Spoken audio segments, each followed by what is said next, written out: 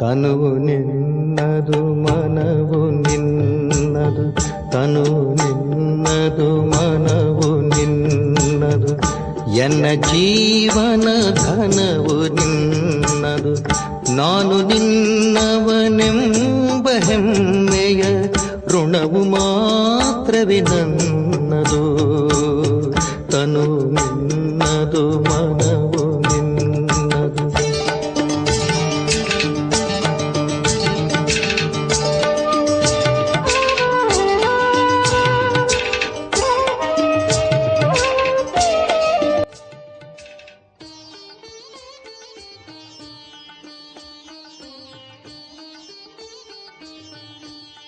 ಓಂ ಶಾಂತಿ. ದಿನಾಂಕ 22/6/2025 ಪ್ರಾತಃ ಮುರಳಿ ಅವ್ಯಕ್ತ ಬಾಪ್ದಾದ. ರಿವೈಸ್ ಮುರಳಿಯ ದಿನಾಂಕ 15/12/2005. ಹೊಸ ವರ್ಷದಲ್ಲಿ ಸ್ನೇಹ ಮತ್ತು ಸಹಯೋಗದ ರೂಪರೇಖೆಯನ್ನು ಸ್ಟೇಜಿನ ಮೇಲೆ ತನ್ನಿ. ಪ್ರತಿಯೊಬ್ಬರಿಗೆ ಗುಣ ಹಾಗೂ ಶಕ್ತಿಗಳ ಗಿಫ್ಟ್ ಕೊಡಿ. ಇಂದು ಪರಮಾತ್ಮ ತಂದೆ ತನ್ನ 4 ಕಡೆಯ ಪರಮಾತ್ಮ ಪ್ರೀತಿಗೆ ಅಧಿಕಾರಿ ಮಕ್ಕಳನ್ನು ನೋಡ್ತಿದ್ದಾರೆ. ಈ ಪರಮಾತ್ಮ ಪ್ರೀತಿ ವಿಶ್ವದಲ್ಲಿ ಕೋಟಿಯಲ್ಲಿ ಕೆಲವರಿಗೆ ಪ್ರಾಪ್ತಿಯಾಗ್ತದೆ. ಈ ಪರಮಾತ್ಮ ಪ್ರೀತಿ ನಿಸ್ವಾರ್ಥ ಪ್ರೀತಿಯಾಗಿದೆ. ಏಕೆಂದರೆ ಒಬ್ಬ ಪರಮಾತ್ಮ ಪಿತನೇ ನಿರಾಕಾರ ನಿರಹಂಕಾರಿಯಾಗಿದ್ದಾರೆ. ಮನುಷ್ಯಾತ್ಮರು ಶರೀರಧಾರಿಗಳಾಗಿರುವ ಕಾರಣ ಯಾವುದಾದರೊಂದು ಸ್ವಾರ್ಥದಲ್ಲಿ ಬಂದು ಬಿಡ್ತಾರೆ. ಪರಮಾತ್ಮ ತಂದೆಯೇ ತಮ್ಮ ಮಕ್ಕಳಿಗೆ ಇಂತಹ ನಿಸ್ವಾರ್ಥ ಪ್ರೀತಿಯನ್ನು ಕೊಡ್ತಾರೆ. ಪರಮಾತ್ಮ ಪ್ರೀತಿ ಬ್ರಾಹ್ಮಣ ಜೀವನದ ವಿಶೇಷ ಆಧಾರವಾಗಿದೆ. ಬ್ರಾಹ್ಮಣ ಜೀವನದ ಜೀವದಾನವಾಗಿದೆ. ಒಂದು ವೇಳೆ ಬ್ರಾಹ್ಮಣ ಜೀವನದಲ್ಲಿ ಪರಮಾತ್ಮ ಪ್ರೀತಿಯ ಅನುಭವ ಕಡಿಮೆ ಇದೆ ಎಂದರೆ ಪ್ರೀತಿಯ ವಿನಃ ಜೀವನ ರಮಣೀಕವೆನಿಸೋದಿಲ್ಲ, ನೀರಸ ಜೀವನವಾಗ್ತದೆ. ಪರಮಾತ್ಮ ಪ್ರೀತಿಯೇ ಜೀವನದಲ್ಲಿ ಸದಾ ಜೊತೆ ಕೊಡ್ತದೆ ಮತ್ತು ಜೊತೆಗಾರನಾಗಿ ಸದಾ ಸಹಯೋಗಿಯಾಗಿರ್ತದೆ. ಎಲ್ಲಿ ಪ್ರೀತಿ ಇದೆಯೋ, ಜೊತೆ ಇದೆಯೋ, ಅಲ್ಲಿ ಎಲ್ಲವೂ ಬಹಳ ಸಹಜ ಮತ್ತು ಸರಳವಾಗ್ತದೆ. ಪರಿಶ್ರಮದ ಅನುಭವವಾಗೋದಿಲ್ಲ. ಇಂತಹ ಅನುಭವವಿದೆಯಲ್ಲವೇ? ಪರಮಾತ್ಮ ಪ್ರಿಯರು ಯಾವುದೇ ವ್ಯಕ್ತಿ ಅಥವಾ ಸಾಧನಗಳ ಆಕರ್ಷಣೆಯಲ್ಲಿ ಬರಲು ಸಾಧ್ಯವಿಲ್ಲ. ಏಕೆಂದರೆ ಪರಮಾತ್ಮನ ಆಕರ್ಷಣೆ, ಪರಮಾತ್ಮನ ಪ್ರೀತಿ ಇಂತಹ ಅನುಭವ ಮಾಡಿಸ್ತದೆ. ಅವರು ಸದಾ ಪ್ರೀತಿಯ ಕಾರಣ ಲವಲೀನರಾಗಿರ್ತಾರೆ. ಇದಕ್ಕೆ ಮನುಷ್ಯರು ಪರಮಾತ್ಮನಲ್ಲಿ ಲೀನವಾಗುವುದೆಂದು ತಿಳಿದುಕೊಂಡರು. ಪರಮಾತ್ಮನಲ್ಲಿ ಲೀನವಾಗೋದಿಲ್ಲ, ಆದರೆ ಪರಮಾತ್ಮನ ಪ್ರೀತಿಯಲ್ಲಿ ಲವಲೀನರಾಗ್ತಾರೆ. ಬಾಪ್ದಾದ 4 ಕಡೆಯ ಮಕ್ಕಳನ್ನು ನೋಡ್ತಾರೆ. ಎಲ್ಲರೂ ಪರಮಾತ್ಮ ಪ್ರಿಯರಾಗಿದ್ದಾರೆ. ಆದರೆ 1ನೆಯ ಪ್ರಕಾರದವರು ಲವ್ಲಿ ಮಕ್ಕಳಾಗಿದ್ದಾರೆ. ಇನ್ನೊಂದು ಪ್ರಕಾರದವರು ಲವಲೀನ ಮಕ್ಕಳು. ಅಂದಾಗ ತಮ್ಮೊಂದಿಗೆ ತಾವು ಕೇಳಿಕೊಳ್ಳಿ, ಎಲ್ಲರೂ ಲವ್ಲಿ ಮಕ್ಕಳಂತೂ ಆಗಿದ್ದೀರಿ. ಆದರೆ ಎಲ್ಲಿಯವರೆಗೆ ಆಗ್ತೀರಿ? ಲವಲೀನ ಮಕ್ಕಳ ಚಿಹ್ನೆ ಎಂದರೆ ಅವರು ಸದಾ ಪರಮಾತ್ಮನ ಆಜ್ಞೆಯನುಸಾರ ಸಹಜವಾಗಿ ನಡೀತಾರೆ. ಆಜ್ಞೆಯ ಅನುಸಾರವೂ ಇರ್ತಾರೆ ಮತ್ತು ದೇಹವಾನದಿಂದ ಬಲಿಹಾರಿಯಾಗಿರ್ತಾರೆ.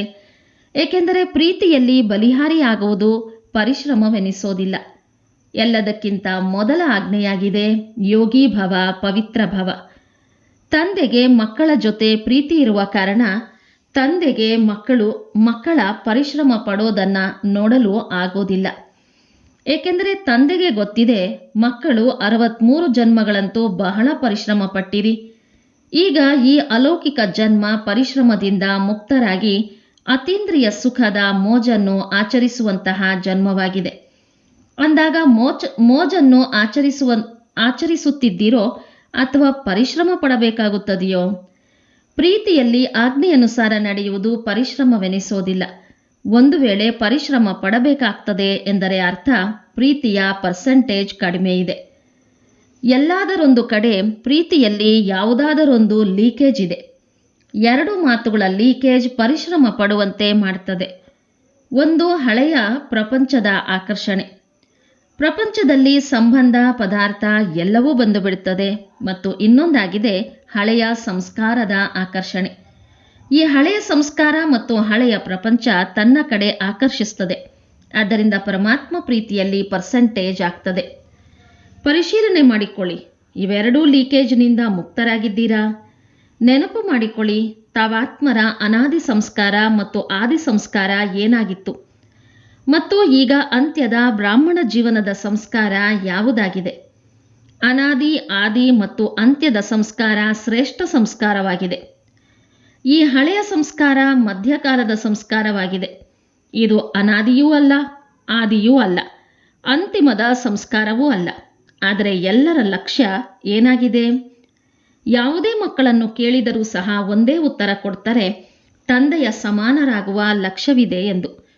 ಲಕ್ಷ್ಯ ಇದೇ ಆಗಿದೆಯಲ್ಲವೇ? ಅಂದ ಮೇಲೆ ಕೈ ಎತ್ತಿರಿ. ಇದೇ ಲಕ್ಷ್ಯವಿದೆಯಲ್ಲವೇ? ಅಥವಾ ಮಧ್ಯ ಮಧ್ಯದಲ್ಲಿ ಬದಲಾಗುತ್ತದೆಯೋ? ಅಂದಾಗ ತಂದೆ ಮಕ್ಕಳೊಂದಿಗೆ ಕೇಳ್ತಾರೆ, ತಂದೆ ಮತ್ತು ದಾದಾ ಇಬ್ಬರ ಸಮಾನ ಸಂಸ್ಕಾರ ಯಾವುದಾಗಿದೆ? ಸದಾ ತಂದೆ ಪ್ರತಿಯೊಂದು ಆತ್ಮನ ಪ್ರತಿ ಉದಾರ ಚಿತ್ತರಾಗಿದ್ದರು. ಪ್ರತಿಯೊಂದು ಆತ್ಮನ ಪ್ರತಿ ಸ್ನೇಹ ಮತ್ತು ಸನ್ಮಾನ ಸ್ವರೂಪದಲ್ಲಿ ಸಹಯೋಗಿಯಾಗಿದ್ದರು. ಅದೇ ರೀತಿ ತಾವು ಸ್ವಯಂ ತಮ್ಮನ್ನು ಪ್ರತಿಯೊಂದು ಆತ್ಮನ ಪ್ರತಿ ಸಹಯೋಗಿ ಎಂಬ ಅನುಭವ ಮಾಡ್ತೀರಿ. ಸಹಯೋಗವನ್ನು ಕೊಟ್ಟರೆ ಸಹಯೋಗಿ ಆಗುವೆನು ಎಂದಲ್ಲ, ಸ್ನೇಹ ಕೊಟ್ಟರೆ ಸ್ನೇಹಿ ಆಗುವೆವು ಎಂದಲ್ಲ.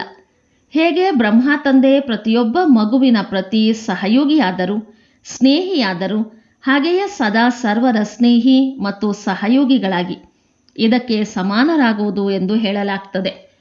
ಒಂದು ವೇಳೆ ಯಾವುದೇ ಮಗುವಿಗೆ ಸಂಸ್ಕಾರ ಪರಿವರ್ತನೆ ಮಾಡಿಕೊಳ್ಳುವುದರಲ್ಲಿ ಪರಿಶ್ರಮ ಪಡಬೇಕಾಗ್ತದೆ ಎಂದರೆ ಅದಕ್ಕೆ ಕಾರಣವೇನು? ಬ್ರಹ್ಮ ತಂದೆ ತಮ್ಮ ಮೇಲೆ ಗಮನವಿಟ್ಟರು, ಆದರೆ ಪರಿಶ್ರಮ ಪಡಲಿಲ್ಲ. ಸಂಸ್ಕಾರ ಪರಿವರ್ತನೆಯಲ್ಲಿ ಪರಿಶ್ರಮಕ್ಕೆ ಕಾರಣವಾಗಿದೆ ಲವ್ಲಿಯಾಗಿದ್ದೀರಿ, ಲವ್ಲೀನರಾಗಿಲ್ಲ. ಬಾಪ್ದಾದರವರಂತೂ ಪ್ರತಿಯೊಬ್ಬ ಮಗುವನ್ನು ಲವ್ಲಿ ಮಗುವೆಂದು ತಿಳಿಯುತ್ತಾರೆ. ಗೊತ್ತಿದೆ, ಪ್ರತಿಯೊಬ್ಬ ಮಗುವಿನ ಜನ್ಮಪತ್ರಿಯನ್ನು ತಿಳಿದುಕೊಂಡಿದ್ದಾರೆ. ಆದರೂ ಏನು ಹೇಳ್ತಾರೆ? ಲವ್ಲಿ ಮಕ್ಕಳೆಂದು. ಬಾಪ್ದಾದ ಪ್ರತಿಯೊಬ್ಬ ಮಗುವಿಗೆ ಒಂದೇ ರೀತಿ, ಒಂದೇ ಪಾಲನೆ, ಒಂದೇ ವರದಾನವನ್ನು ಸದಾ ಕೊಡ್ತಾರೆ. ಭಲೆ ಅವರು ಕೊನೆಯ ನಂಬರಿನವರೆಂದು ತಿಳಿದಿದ್ದರೂ ಸಹ ಬಾಪ್ದಾದ ಯಾವುದೇ ಮಗುವಿನ ಅವಗುಣ, ನಿರ್ಬಲತೆಯನ್ನು ಸಂಕಲ್ಪದಲ್ಲಿಯೂ ಇಟ್ಟುಕೊಳ್ಳೋದಿಲ್ಲ. ನನ್ನ ಮುದ್ದು ಮಗುವಾಗಿದ್ದಾರೆ, ಅಗಲಿ ಹೋಗಿ ಮರಳಿ ಸಿಕ್ಕಿದ ಮುದ್ದು ಮಗುವಾಗಿದ್ದಾರೆ, ಮಧುರಾತಿ ಮಧುರ ಮಗುವಾಗಿದ್ದಾರೆ, ಇದೇ ದೃಷ್ಟಿ ಮತ್ತು ವೃತ್ತಿಯಲ್ಲಿ ನೋಡ್ತಾರೆ. ಏಕೆಂದರೆ ಬಾಪ್ದಾದರವರಿಗೆ ಗೊತ್ತಿದೆ, ಇದೇ ವೃತ್ತಿ ಮತ್ತು ಶ್ರೇಷ್ಠ ದೃಷ್ಟಿಯಿಂದ ನಿರ್ಬಲರೂ ಸಹ ಮಹಾವೀರರಾಗುವರು. ಹಾಗೆಯೇ ತಾವೂ ಸಹ ತಮ್ಮ ಶ್ರೇಷ್ಠ ವೃತ್ತಿ ಮತ್ತು ಶುಭ ಭಾವನೆ, ಶುಭ ಕಾಮನೆಯ ಮೂಲಕ ಯಾರದ್ದೇ ಪರಿವರ್ತನೆಯನ್ನು ಮಾಡಬಲ್ಲಿರಿ. ನಾವು ಪ್ರಕೃತಿಯನ್ನು ಸಹ ಪರಿವರ್ತನೆ ಮಾಡಿ ತೋರಿಸುತ್ತೇವೆಂದು ತಾವು ಚಾಲೆಂಜ್ ಮಾಡಿದ್ದೀರಿ. ಅಂದ ಮೇಲೆ ಆತ್ಮಗಳ ಪರಿವರ್ತನೆ ಮಾಡಲು ಸಾಧ್ಯವಿಲ್ಲವೇ? ನೀವು ಪ್ರಕೃತಿ ಜೀತರಾಗ್ತೀರಿ ಅಂದ ಮೇಲೆ ಶ್ರೇಷ್ಠ ಭಾವನೆಯಿಂದ, ಕಲ್ಯಾಣದ ಭಾವನೆಯಿಂದ ಆತ್ಮನ ಪರಿವರ್ತನೆ ಮಾಡಲು ಸಾಧ್ಯವಿಲ್ಲವೇ? ಈಗ ಹೊಸ ವರ್ಷ ಆರಂಭವಾಗಲಿದೆಯಲ್ಲವೇ? ಅಂದಾಗ ಹೊಸ ವರ್ಷದಲ್ಲಿ ಸರ್ವ ಬೇಹದ್ದಿನ ಸರ್ವ ಬ್ರಾಹ್ಮಣ ಪರಿವಾರದ ಮಧ್ಯದಲ್ಲಿ ಪರಸ್ಪರ ಒಬ್ಬರು ಇನ್ನೊಬ್ಬರ ಪ್ರತಿ ತಮ್ಮ ಶುಭ ಭಾವನೆ, ಶ್ರೇಷ್ಠ ಕಾಮನೆಯ ಮೂಲಕ ಒಬ್ಬರು ಇನ್ನೊಬ್ಬರ ಪರಿವರ್ತನೆ ಮಾಡುವುದರಲ್ಲಿ ಸಹಯೋಗಿಗಳಾಗಿ. ಭಲೆ ನಿರ್ಬಲರಾಗಿರಬಹುದು, ಇವರ ಸಂಸ್ಕಾರದಲ್ಲಿ ಈ ನಿರ್ಬಲತೆ ಇದೆ ಎಂಬುದು ನಿಮಗೆ ತಿಳಿದಿದೆ. ಆದರೂ ಸಹ ತಾವು ಸ್ನೇಹ ಮತ್ತು ಸಹಯೋಗದ ಶಕ್ತಿಯಿಂದ ಸಹಯೋಗಿಗಳಾಗಿ ಒಬ್ಬರು ಇನ್ನೊಬ್ಬರಿಗೆ ಸಹಯೋಗದ ಹಸ್ತವನ್ನು ನೀಡಿ. ಈ ಸಹಯೋಗದ ಹಸ್ತವನ್ನು ಸೇರಿಸುವ ದೃಶ್ಯ ಈ ರೀತಿಯಾಗ್ತದೆ. ಹೇಗೆ ಕೈಯಲ್ಲಿ ಸ್ನೇಹದ ಕೈಯನ್ನು ಕೊಡುವುದು, ಸಹಯೋಗದ ಕೈಯನ್ನು ಜೋಡಿಸುವುದು ಮಾಲೆಯಾಗಿ ಬಿಡಲಿ. ಶಿಕ್ಷಣ ಕೊಡಬೇಡಿ, ಸ್ನೇಹದಿಂದ ಕೂಡಿದ ಸಹಯೋಗ ನೀಡಿ. ಅವರಿಂದ ಬೇರೆಯಾಗಬೇಡಿ, ಅಲಿಪ್ತರಾಗಬೇಡಿ, ಆಸರೆಯಾಗಿ. ಏಕೆಂದರೆ ವಿಜಯಮಾಲೆ ತಮ್ಮ ನೆನಪಾರ್ಥವಾಗಿದೆ. ಪ್ರತಿಯೊಂದು ಮಣಿ ಇನ್ನೊಂದು ಮಣಿಗೆ ಜೊತೆಗಾರ, ಸಹಯೋಗಿಯಾಗಿದೆ. ಆದ್ದರಿಂದಲೇ ಮಾಲೆಯ ಚಿತ್ರವು ಮಾಡಲ್ಪಟ್ಟಿದೆ. ಅಂದಾಗ ಎಲ್ಲರೂ ಬಾಪ್ದಾದರವರೊಂದಿಗೆ ಕೇಳ್ತಾರೆ, ಹೊಸ ವರ್ಷದಲ್ಲಿ ಏನು ಮಾಡಬೇಕು ಎಂದು. ಸಂದೇಶ ಕೊಡುವ ಕಾರ್ಯವನ್ನಂತೂ ಬಹಳ ಮಾಡಿದ್ದೀರಿ, ಮಾಡುತ್ತಿದ್ದೀರಿ, ಮಾಡ್ತಾ ಇರ್ತೀರಿ. ಈಗ ಸಂದೇಶವಾಹಕರ ಸಹಯೋಗ ಮತ್ತು ಸ್ನೇಹದ ರೂಪರೇಖೆಯನ್ನು ಸ್ಟೇಜಿನ ಮೇಲೆ ತನ್ನಿ. ಮಹಾದಾನಿಗಳಾಗಿ ತಮ್ಮ ಗುಣಗಳ ಸಹಯೋಗಿಯಾಗಿ ಮತ್ತು ಸಹಯೋಗಿಗಳನ್ನಾಗಿ ಮಾಡಿ. ಹಾಗೆಯೇ ತಮ್ಮ ಗುಣಗಳು ವಾಸ್ತವದಲ್ಲಿ ಇವು ಪರಮಾತ್ಮನ ಗುಣಗಳಾಗಿವೆ. ಆದರೆ ಯಾವ ಗುಣಗಳನ್ನು ತಮ್ಮಲ್ಲಿ ಅಳವಡಿಸಿಕೊಂಡಿದ್ದೀರೋ ಆ ಗುಣಗಳ ಶಕ್ತಿಯಿಂದ ಅವರ ನಿರ್ಬಲತೆಯನ್ನು ದೂರ ಮಾಡಿ. ಇದನ್ನು ಮಾಡಬಲ್ಲಿರಾ? ಮಾಡಲು ಸಾಧ್ಯವೇ ಅಥವಾ ಕಷ್ಟವೇ? ಟೀಚರ್ಸ್ ಹೇಳಿರಿ, ಮಾಡಬಲ್ಲಿರಾ? ಮಾಡಬಲ್ಲಿರಾ ಅಥವಾ ಮಾಡಲೇಬೇಕಾಗಿದೆಯೋ? ಮಾಡಲೇಬೇಕಲ್ಲವೇ? ಯಾವುದೇ ನಿರ್ಬಲತೆ ಇರಬಾರದು. ಏಕೆಂದರೆ ತಾವು ಕೋಟಿಯಲ್ಲಿ ಕೆಲವರಲ್ಲವೇ? ಭಲೆ ಕೊನೆಯ ಮಣಿಯಾಗಿರಬಹುದು, ಆದರೆ ಕೋಟಿಯಲ್ಲಿ ಕೆಲವರಾದ ಆತ್ಮನಲ್ಲವೇ? ತಮ್ಮ ಬಿರುದಾಗಿದೆ ಮಾಸ್ಟರ್ ಸರ್ವಶಕ್ತಿವಂತರು. ಅಂದಾಗ ಸರ್ವಶಕ್ತಿವಂತರ ಕರ್ತವ್ಯವೇನಾಗಿದೆ? ಶಕ್ತಿಯ ವ್ಯವಹಾರ ಮಾಡುವುದು. ತಂದೆಯ ಮೂಲಕ ಸಿಕ್ಕಿರುವ ಗುಣಗಳನ್ನು ಪರಸ್ಪರ ಲೇವಾದೇವಿ ಮಾಡಿ ಇದೇ ಸಹಯೋಗದ ಗಿಫ್ಟನ್ನು ಒಬ್ಬರು ಇನ್ನೊಬ್ಬರಿಗೆ ಕೊಡಿ. ಹೊಸ ವರ್ಷದಲ್ಲಿ ಒಬ್ಬರು ಇನ್ನೊಬ್ಬರಿಗೆ ಗಿಫ್ಟ್ ಕೊಡ್ತೀರಲ್ಲವೇ? ಅಂದಾಗ ಈ ವರ್ಷದಲ್ಲಿ ಪರಸ್ಪರ ಗುಣಗಳ ಗಿಫ್ಟ್ ಕೊಡಿ. ಒಂದು ವೇಳೆ ಕಲ್ಯಾಣದ ಭಾವನೆಯನ್ನು ಇಡುತ್ತೀರೆಂದರೆ ಹೇಗೆ ಭಾಷಣ ಮಾಡಿ ವಾಣಿಯ ಮೂಲಕ ಸಂದೇಶ ಕೊಡ್ತೀರಲ್ಲವೇ? ಹಾಗೆಯೇ ತಮ್ಮ ಕಲ್ಯಾಣದ ಭಾವನೆಯ ಮೂಲಕ, ಕಲ್ಯಾಣದ ವೃತ್ತಿಯ ಮೂಲಕ, ಕಲ್ಯಾಣದ ವಾಯುಮಂಡಲದ ಮೂಲಕ ಈ ಗುಣಗಳ ಗಿಫ್ಟ್ ಕೊಡಿ. ಶಕ್ತಿಗಳ ಗುಣಗಳ ಗಿಫ್ಟ್ ಕೊಡಿ. ನಿರ್ಬಲರಿಗೆ ಸಹಯೋಗ ನೀಡುವುದು ಇದು ಸಮಯದಲ್ಲಿ ಗಿಫ್ಟ್ ಕೊಡುವುದಾಗಿದೆ. ಬಿದ್ದಿರುವವರನ್ನು ಬೀಳಿಸಬೇಡಿ, ಮೇಲೆತ್ತಿರಿ, ಎದ್ದು ನಿಲ್ಲಿಸಿ. ಇವರು ಹೀಗಿದ್ದಾರೆ, ಇವರು ಹೀಗಿದ್ದಾರೆ ಎಂದಲ್ಲ. ಇವರು ಪ್ರಭುವಿನ ಪ್ರೀತಿಗೆ ಪಾತ್ರರಾಗಿದ್ದಾರೆ. ಕೋಟಿಯಲ್ಲಿ ಕೆಲವರಾದ ಆತ್ಮನಾಗಿದ್ದಾರೆ, ವಿಶೇಷ ಆತ್ಮನಾಗಿದ್ದಾರೆ, ವಿಜಯಿಗಳಾಗುವಂತಹ ಆತ್ಮನಾಗಿದ್ದಾರೆ. ಈ ದೃಷ್ಟಿಯನ್ನಿಡಿ. ಈಗ ವೃತ್ತಿ, ದೃಷ್ಟಿ, ವಾಯುಮಂಡಲವನ್ನು ಪರಿವರ್ತನೆ ಮಾಡಿ. ಏನಾದರೂ ನವೀನತೆ ಮಾಡಬೇಕಲ್ಲವೇ? ನಿರ್ಬಲತೆಯನ್ನು ನೋಡುತ್ತಿದ್ದರೂ ನೋಡದಂತಿರಿ. ಉಮಂಗ ನೀಡಿ, ಸಹಯೋಗ ಕೊಡಿ. ಇಂತಹ ಬ್ರಾಹ್ಮಣ ಸಂಘಟನೆಯನ್ನು ತಯಾರು ಮಾಡಿ. ಆಗ ಬಾಪ್ತಾದ ವಿಜಯದ ಚಪ್ಪಾಳೆ ತಟ್ಟುವರು. ತಾವು ಸಹ ಪದೇ ಪದೇ ಚಪ್ಪಾಳೆ ತಟ್ಟುತ್ತೀರಲ್ಲವೇ?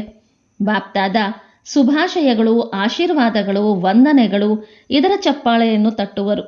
ತಾವು ಸಹ ಜೊತೆಯಲ್ಲಿ ಚಪ್ಪಾಳೆ ತಟ್ಟುತ್ತೀರಲ್ಲವೇ? ಈಗ ಚಪ್ಪಾಳೆ ತಟ್ಟಿದ್ದೀರಿ ಅಂದಾಗ ಎಷ್ಟು ಚೆನ್ನಾಗಿತ್ತು. ಆದರೆ ವಿಶ್ವದ ಮುಂದೆ ಚಪ್ಪಾಳೆಯನ್ನು ತಟ್ಟಬೇಕು. ಅರ್ಥಾತ್ ಎಲ್ಲರ ಮುಖದಿಂದ ಇದೇ ಕೂಗು ಹೊರಡಲಿ, ನಮ್ಮ ಇಷ್ಟ ದೇವತೆ ಬಂದು ಬಿಟ್ಟರು, ನಮ್ಮ ಪೂಜ್ಯರು ಬಂದು ಬಿಟ್ಟರು. ಲಕ್ಷ್ಯವಂತೂ ಪಕ್ಕಾ ಇದೆಯಲ್ಲವೇ? ಮಾಡಲೇಬೇಕೆಂದು ಲಕ್ಷ್ಯ ಪಕ್ಕಾ ಇದೆಯೇ? ಅಥವಾ ಮಾಡೋಣ, ಪ್ಲ್ಯಾನ್ ಮಾಡೋಣ ಎನ್ನುತ್ತೀರಾ? ಮಾಡಲೇಬೇಕಾಗಿದೆ. ಪ್ಲ್ಯಾನ್ ಅಲ್ಲ, ಮಾಡಲೇಬೇಕು. ಈಗ ಎಲ್ಲರೂ ಕಾಯುತ್ತಿದ್ದಾರೆ. ಈಗ ಅವರ ಕಾಯುವಿಕೆಯನ್ನು ಸಮಾಪ್ತಿ ಮಾಡಿ ಪ್ರತ್ಯಕ್ಷರಾಗುವ ಸಿದ್ಧತೆ ಮಾಡಿಕೊಳ್ಳಿ. ನೋಡಿ, ಈಗ ಪ್ರಕೃತಿಯೂ ಸಹ ಎಷ್ಟೊಂದು ಬೇಸರವಾಗಿದೆ. ಅಂದಾಗ ಪ್ರಕೃತಿಯನ್ನೂ ಸಹ ಶಾಂತಗೊಳಿಸಿ. ತಾವು ಪ್ರತ್ಯಕ್ಷರಾಗುತ್ತೀರೆಂದರೆ ವಿಶ್ವಶಾಂತಿ ಸ್ವತಃ ಆಗುವುದು. ಒಳ್ಳೆಯದು. ಈಗಿನ ವಿಶ್ವದಲ್ಲಿ ವಿಶೇಷವಾಗಿ 2 ಮಾತುಗಳು ನಡೀತಿವೆ.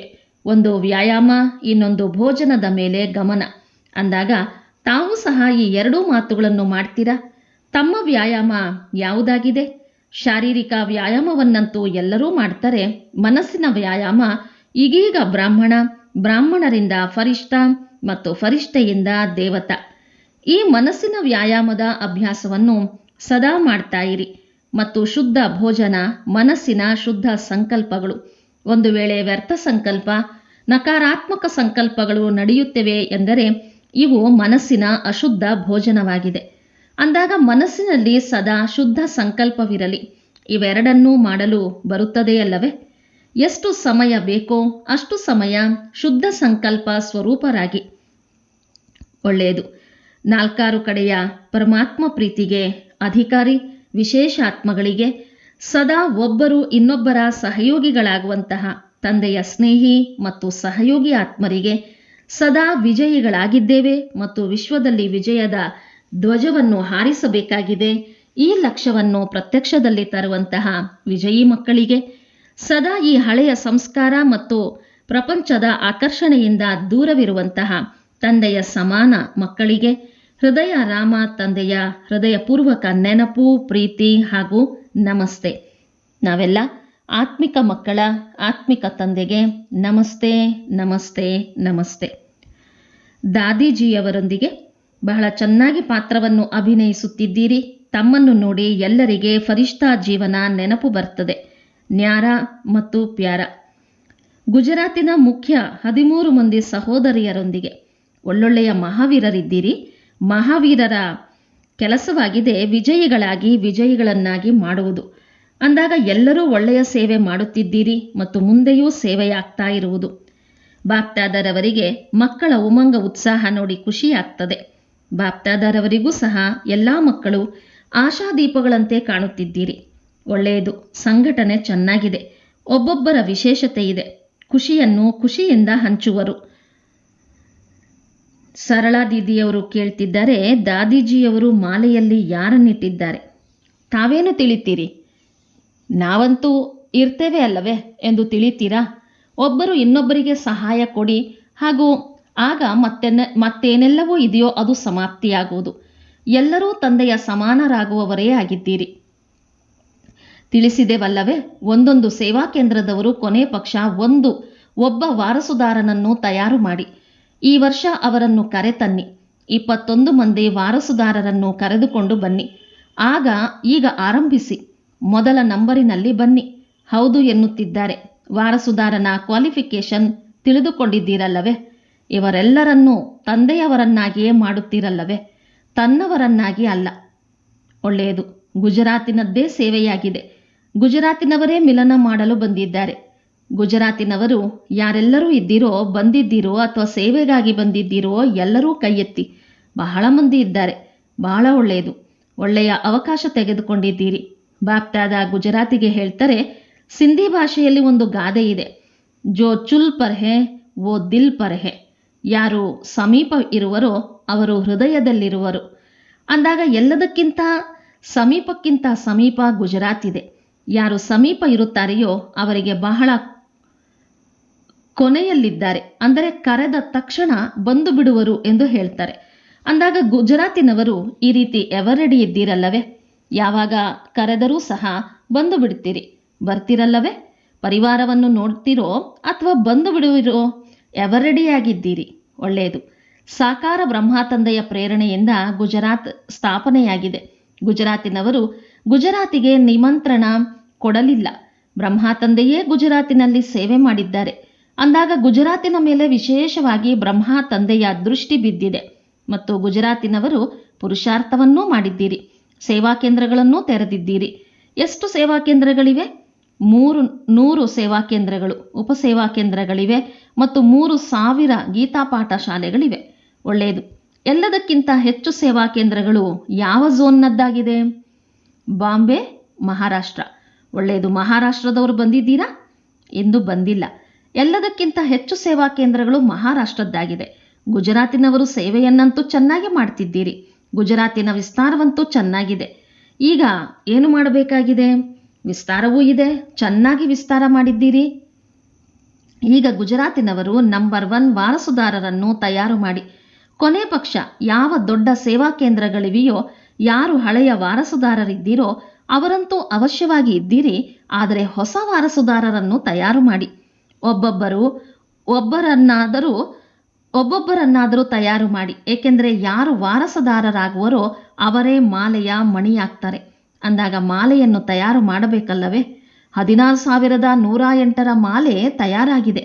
ಈಗ ಒಂದು ವೇಳೆ 108ರ ಮಾಲೆಯನ್ನು ತಯಾರು ಮಾಡಿ ಎಂದು ಬಾಪ್ದಾದ ಹೇಳಿದರೆ ಮಾಡಬಲ್ಲಿರಾ?